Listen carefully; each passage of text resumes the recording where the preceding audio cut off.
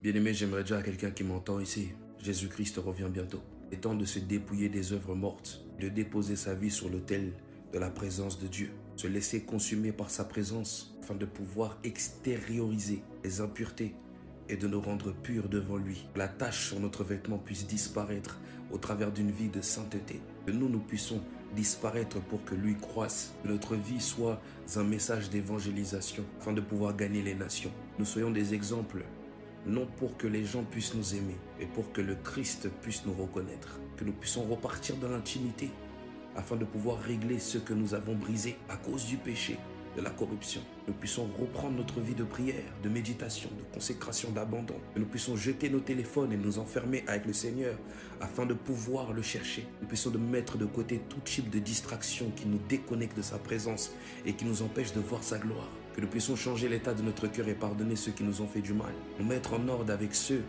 à qui on a causé du tort. S'humilier face à ces personnes et reconnaître ce qu'on leur a fait. Et chercher la paix même si certains ne vont pas coopérer. Fermons-nous dans nos chambres afin de seulement nous focaliser sur le Seigneur. Que son cœur soit beaucoup plus important que le fait de vouloir désirer sa main. Parce que sa main ne nous emmènera pas au ciel, mais son cœur nous emmènera au ciel. Nous puissions désirer toucher le cœur du Père plutôt que de vouloir seulement gagner les âmes. De faire passer le service avant l'intimité sans prendre conscience que le service ne nous qualifie pas, que c'est le fait d'avoir notre nom inscrit dans le livre qui nous donne accès au ciel. On peut avoir des récompenses, mais sans le salut, ce n'est pas une récompense, mais une malédiction. Il est possible qu'on ne soit pas connu du Père, malgré tout ce que nous faisons, parce que Dieu ne nous qualifie pas par rapport à ce que nous faisons, mais par rapport à la qualité de notre cœur. Cherchons activement sa présence tant qu'il est temps, parce qu'un jour, beaucoup de choses nous seront privées.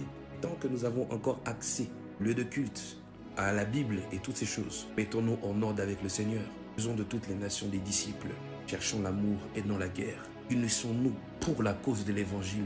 Sortons des distractions, des disputes, des prises de tête inutiles qui nous font perdre plus de temps que de pouvoir en gagner. Nous déconnectent des véritables choses. Attriste le cœur du Père. Lorsque le Fils de l'homme reviendra, seras-tu dans la bonne disposition ou seras-tu distrait? Seras-tu concentré ou seras-tu ailleurs? Seras-tu incliné devant sa majesté, devant le péché? Tant que tu fasses un choix, il n'y a pas de neutralité dans le monde spirituel. Soit le chemin de la vie, soit la mort. Soit être bouillant, soit être froid. Soit le péché, soit la sainteté. Soit le pardon, soit la haine.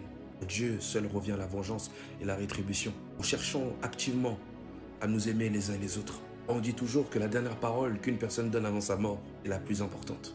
Avant que Jésus-Christ parte, il a dit « Aimez-vous les uns et les autres ». Nous devons chercher l'amour, l'unité, la paix, la tranquillité.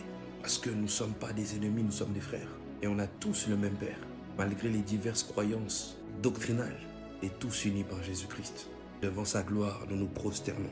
Il n'y a plus de caïd, il n'y a plus de dur. Il y a seulement des assoiffés. Jésus revient bientôt.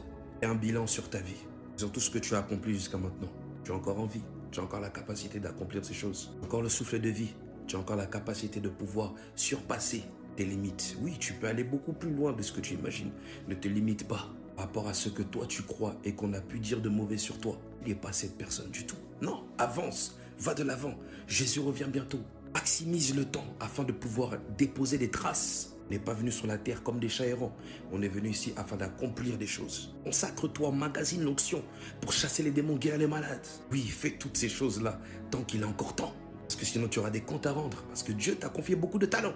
Les enterre pas, mais fructifie-les. Là où tu es tombé, relève-toi.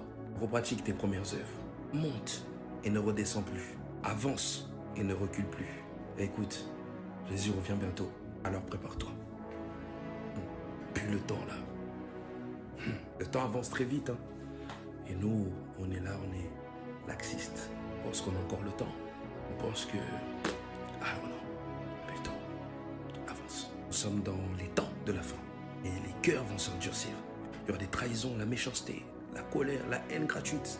Frère, gardons en tête que Jésus revient bientôt. On n'a plus le temps de perdre le temps pour des bêtises.